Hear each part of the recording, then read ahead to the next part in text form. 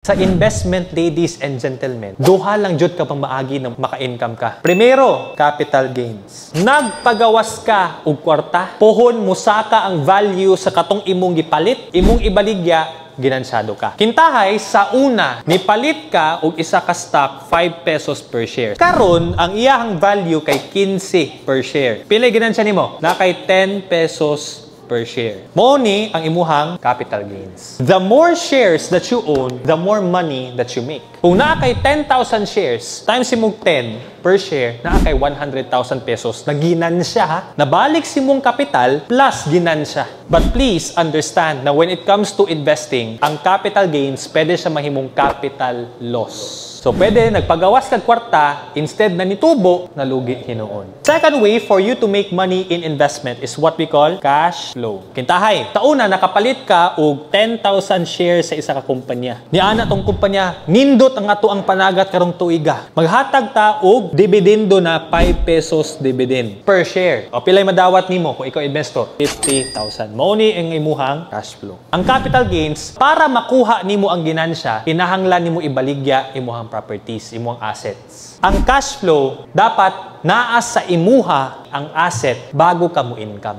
Nagets?